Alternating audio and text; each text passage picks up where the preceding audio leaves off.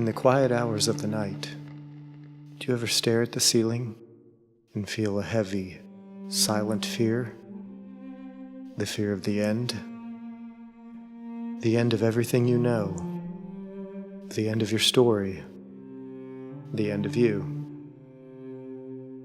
Maybe it begins with a memory, a loved one who's already gone, or someone close to you, aging, sick, fading in ways that can't be controlled. The thought lingers, a quiet dread, a sense of weight that can't be described. There's something about death that stops us in our tracks. Not just the fear of pain or the unknown, but a deeper fear. The fear that everything we are, our memories, our hopes, our laughter, our love, will simply vanish. And for many, the first reaction is resistance, denial and anger. For others, it's a sadness that creeps in silently, in all-consuming melancholy. A subtle shame we don't fully understand and can't articulate.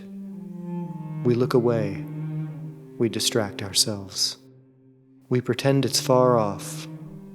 Not us, not yet. But death is coming, and it is unavoidable. Everyone will die. Every loved one, every friend and enemy, everyone you've ever heard of, even you. We are all victims of the relentless entropy of the universe, the cruelty of time.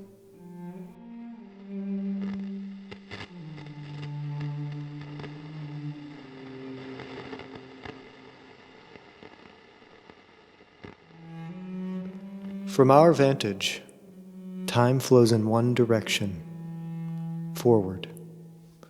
Never stopping, never pausing so you can catch your breath.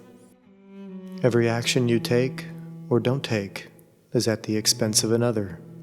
And no matter what you do, how healthy, how careful, how smart, you are moving toward your last breath, right now, in this moment. It sounds tragic, but it is also something else, something sacred. Some people die too young, their stories cut short, their potential left unrealized forever.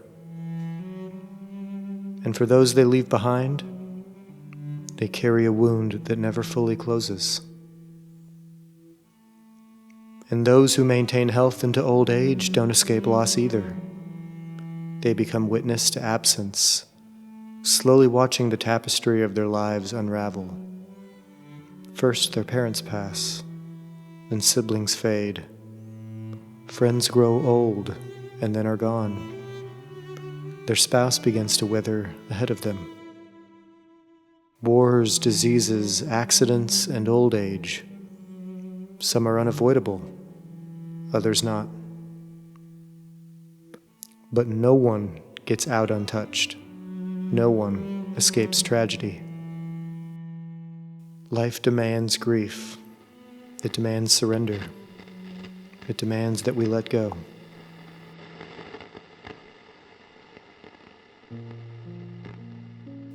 We carry an intuition that somehow we are more than just our bodies. We say these are my hands. This is my brain, my nervous system. We have bodies, but we don't feel identical to them. As if there's a transcendent you hidden somewhere behind your eyes and between your ears, in control and watching it all unfold.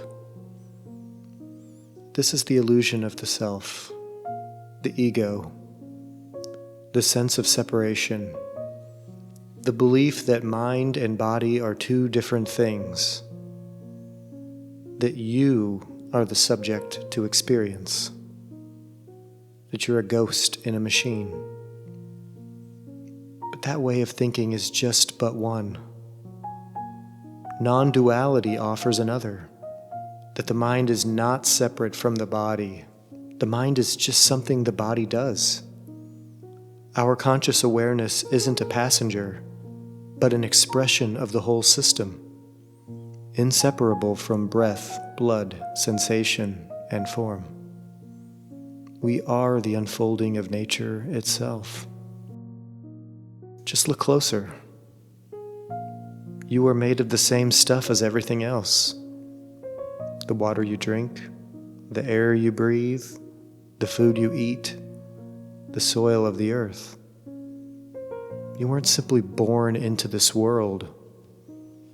You're made out of it. You emerged from it. Like an oak from an acorn, not placed into the earth, but grown from it, indivisible from everything else. Right now, your cells are dying and regenerating in an equilibrium.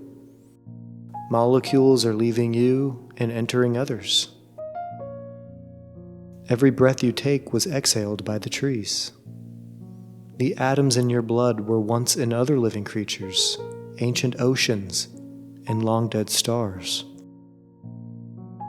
From the smallest scale, your body is not a thing. It's a pattern, a temporary dance of energy and matter. From outer space, you're not even visible. A scarcely distinguishable flicker on a thin blue line separating the earth from the cosmic void. You are not on the earth. You are part of it. And when you die, you don't vanish. You just return. The water in your cells returns to the clouds and rivers. The carbon in your bones returns to the soil, to one day be part of other living things. The breath in your lungs returns to the wind, just like it did for every creature before you. You're not lost. You're reabsorbed, transformed, and recycled. You don't go somewhere else. What comprises you has always been here and always will. This is not poetic fantasy. This is physics. This is biology. So what is there to fear? What are we to make of this? Where does the wave go when it meets the shore? Or the cloud when it rains? They don't go anywhere, because they were never separate to begin with. They are not things, but moments in a process, names we give to patterns. As delusion of separateness fades, death takes on a new meaning, less of a door closing and more of a cycle completing. And from this perspective, we experience the true nature of change itself.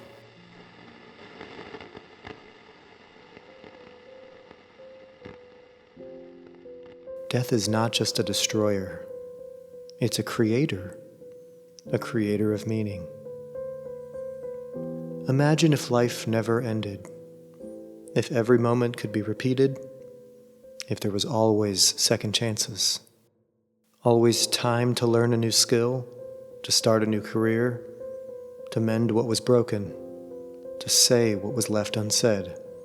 If every goodbye came with 100 do-overs, if every apology could wait until tomorrow, if every wound had time to heal, what would anything mean?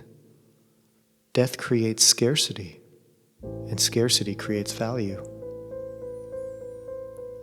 If you had infinite time with your partner, would that stolen kiss in the hallway still make your chest ache? If you could call your mother 1,000 more times, would you? And if you did, what would it mean? Would her voice still bring you to tears? If you could erase or fix every mistake, would you ever truly learn or grow? It's impermanence that gives things their weight. It's the fragile arrangement of the cosmos, right now, that makes this moment special. The people we love, the pets we cherish, the treasures we hold dear, all of it is temporary. All of it will pass. But that's no reason to despair. That's the reason it matters. There is no meaning without loss, and no beauty without impermanence. There will be a last time for everything. A last walk with your dog, a phone call with your father, a last time you walk out the front door of your childhood home, a last sunset with the person you love. In the moment, you almost never know it's the last time. Your parents lifted you up 1,000 times as a child, but one day, without notice, it was the last. There was a last time you played with your childhood toys, a last time you drove your first car, a last conversation with a friend you haven't spoken to in years. And most of these moments, they were ordinary. No warning, no ceremony, just another Tuesday. And then it was over, forever. One day, everything you own will be discarded, given away, forgotten, or thrown out. Some stranger will live in your home, or the home itself will be torn down to make way for something new. We occupy such a narrow slice of time, a brief glimpse in an unfolding story that began long before us and will continue long after. And yet, we live as if everything will last forever. We cling to our possessions, routines, and our roles, even our identities. We anchor ourselves to our convictions, beliefs, and stories, oblivious until they are taken away. Everything that has a first has a last. Death is inexorable. It humbles us, willingly or forcefully, that nothing lasts, not even us. There is a beauty in the fleeting nature of things, in this moment, and in all who are here with us. That's what makes it so precious.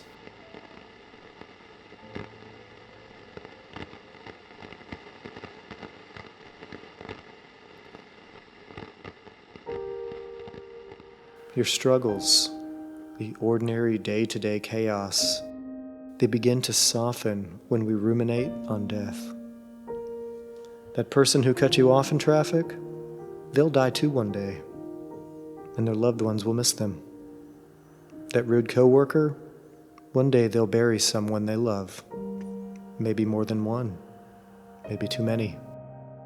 And that demanding boss, they'll feel grief so deep it swallows them whole, just like it will for you. When you begin to see this in others, not just know it, but feel it, something shifts. You begin to forgive, you begin to understand, and you begin to see clearly that death is the ultimate equalizer. It cares nothing for wealth or status. It doesn't pause for ambition or wait for our plans. It comes for kings and beggars alike.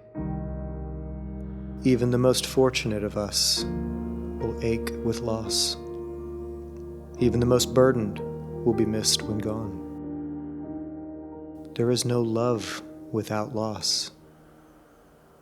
We all long to hold on, hope it will last just a little longer, but it arrives the same nonetheless. And yet, we divide ourselves endlessly by ideology, politics, culture, and religion, arguing, fighting, and killing, as if our systems and concepts give us control over what is uncontrollable, as if naming things precisely could keep them from slipping away. Through an awareness of death, the significance of these differences begin to evaporate. What seemed so urgent, so defining, so worth defending, fades against the presence of what unites us.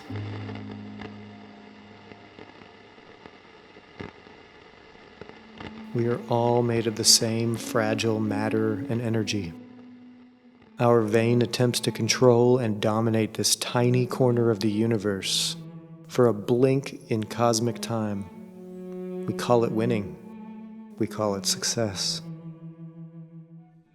But this is delusional. Nothing belongs to us, not really. Everything is borrowed. Everything is temporary. Everything and everyone is just passing through. Our shared mortality connects us in ways few things can. It makes space for compassion, patience, and empathy. We're all just here before the tide pulls us home. So what do we do with this truth? How do we live in a world guaranteed to break our hearts? We wake up and pay attention. We hold the hand of someone we love. Watch the rainfall. Listen, truly listen to a child telling a story. We taste our morning coffee. We laugh, knowing this moment is precious, precisely because it will end. We cry, even knowing the tears will dry. The fading of life makes us more alive right now. Suffering isn't found in death. Suffering is in the clinging, the resistance, the delusion that some things should last forever, that we know best, that reality should be different than it actually is. This runs deep in our culture. We use words like forever home and happily ever after, failing to recognize the inevitable loss at the end. We treat aging like a failure, a problem to fix, a shame to hide. We mistake worth for ability, denying the grace of growing older, the nobility of becoming weaker, and the sacredness of slowing down. The stillness and emptiness in it all. We know intellectually that death is guaranteed, but emotionally, we pretend we always have time. The fantasy that will be the exception, at least for now. That we can control when and how it comes. That it will be different for us. And then we're shattered, unprepared, when it doesn't obey. Losing someone you love is devastating. It breaks you. You miss them. You long for more time, and you wish you had said more, done more, loved more. But suffering doesn't come from loss itself. Suffering is denial. It's a resistance to what is. The ego authoring a narrative that this shouldn't have happened, that life owes you more, that you were robbed, that this now defines you. And in that resistance, we never actually feel the loss. We orbit it endlessly, bound by our grief. We never fully grieve or heal. We're never fully here. Meditating on death isn't morbid. It isn't suffering. It's the most honest thing we can do. It cuts through the fog and silences the noise. It brings us back to this impossible, miraculous moment, this rare intersection of conditions that allow you and me to be here right now, feeling this. What matters has always been here, not someday, not when everything is perfect and not after you've fixed yourself or earned it. And yes, our situations can and should improve. We should still grow and we should still reach. But that doesn't preclude peace in the present right now. You don't have to wait to arrive. Just take a breath. Feel it move through you. Your chest expanding and then releasing. Feel yourself alive. And remember, this breath, this warmth, and this moment, it too will pass forever and for all of us. But right now, it's here, and it's beautiful.